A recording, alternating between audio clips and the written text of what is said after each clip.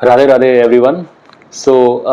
This is another English practice video that I'm making, and it would be helpful for people who are wondering how to improve their English, who can understand English but they somehow struggle to express themselves in this language. So before I start this video, I want to make a disclaimer that, like many of you, English is also second language to me.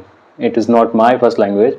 So obviously there are chances that I can make mistakes, I can make grammar mistakes, or I can make pronunciation mistakes, which the mistakes are the part of the learning process, and we should not try to aim for perfection, because I have read it somewhere that striving for perfection is demoralizing, while striving for excellence, that is trying to be better, even though the percentage of betterment is not big, but just trying to be better, that is more fruitful in long term. Okay.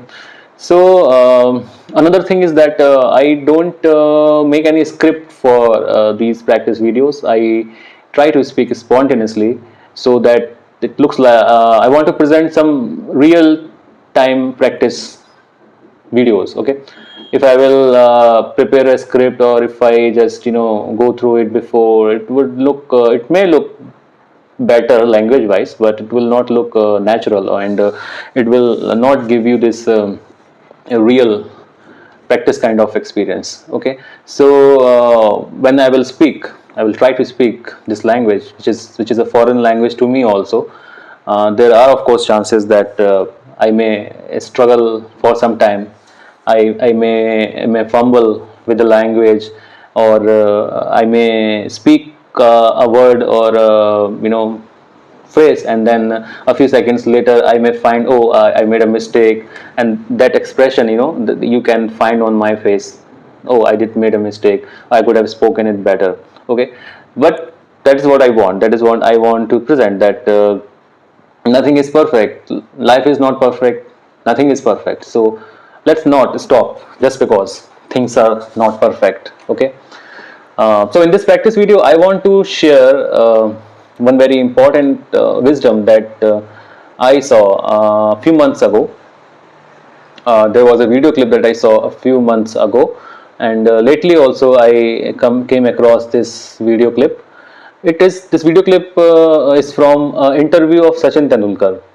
So this video clip was 1 minute about duration, and I will also share this video clip in this the description of my video.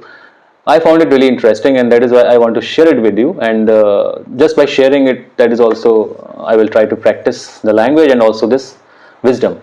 So what Sachin Tendulkar, everybody know that Sachin Tendulkar is a legendary cricketer. He has been a sportsman of international level, and he has achieved much success that any sportsman can achieve in his lifetime, or he has this legendary status in his field, and everybody recognizes him. So what Sachin Tendulkar was telling to this interviewer, that when he was selected for the Indian team, his age was around 16 years of age, and obviously he had played well at the domestic level at the Ranji matches. He was scoring great runs, playing great innings, and that is why he was selected for the Indian team squad, the final 11 that plays the matches. So at the 16 years of age, I guess he came for a match, international match against Pakistan. So in his own words, what he was telling, that in his initial innings he was struggling too hard to even stay at the crease. That he could hardly make 15 runs in his starting matches, and he was being beaten by the bowlers, he was being beaten by the pace of the bowlers. The bowling was too fast for him. In India, as he says, that in Indian matches or in his domestic matches, the bowling was not that much fast, so he could handle it. But at this international level, he really struggled. So he got out for 15 runs, and during these 15 runs also he was struggling very much. And while he was walking back to the pavilion, he could hardly hold his ears. Sorry, ears, I said ears, tears actually it was. So this was one mistake that I made. So while he was walking back to pavilion, he could hardly hold his tears. He was almost crying, and when he came inside his room, he saw himself into the mirror, and he started crying. So just imagine a situation: a 16-year-old boy who got out, who just could make 15 runs, and he had huge expectations from him because he was performing well back at home, in domestic matches and Ranji matches. So, and at that point of time, he thought that maybe he is not good enough for the international level of bowling. Okay, till now he had this confidence that he is a good batsman and he can perform. He has expectations from him that he will score runs. But now, after facing this fast bowling attack from Pakistan, the bowlers were, I guess, Wasim Akram and who was the other bowler who was very fast? Waqar Younis, yes. Waqar Younis, Wasim Akram, all these kind of bowlers who were Imran Khan. These were too fast for him, and for the first time in his life, he had experienced such kind of fast bowling. So he started doubting himself. What he thought that maybe he is not good enough. Maybe the selectors made a mistake to give him a chance. He is not good enough to handle this level of bowling. Okay. He was good in India back home, but now his reality is exposed. So he was feeling very inferior at that time, and he was crying. So this is what he shared about himself. Why I find this situation interesting, that such a legendary cricketer, such a talented sports person, which we all think that he is so perfect, and we may, if he had not shared this experience of him, maybe we could have never understood that what goes inside the mind of these legendary, larger than life, performers who has achieved all kind of success one can imagine. Common man like us, we can imagine what kind of success this man has achieved. Even such successful people have such weak moments. So this is what he shared. And then what strategy did he make for his next innings? So after understanding his situation in front of this international bowling, what he decided that now he will not aim towards scoring runs. Okay, so earlier maybe he had this idea that he will score century or half century at least. So now what he decided that, okay, the bowling is too fast, let me just try to face the bowling. Let me not think about scoring runs. Let me just try to defend myself. Let me just try not to get out soon. So what target did he decide this time? So now he decided in the next match, what he decided, he will try to stay at the crease at least for 30 minutes. So what he decided, that now he will not look at the scoreboard, he will only look at the clock. He will only look at the clock if he has stayed at the crease for at least 30 minutes or not, and he will only somehow he will face this fast bowling which was so ferocious. So he went there in the next match with this kind of mindset, and he not only spent 30 minutes this time, because now his target was not the perfection.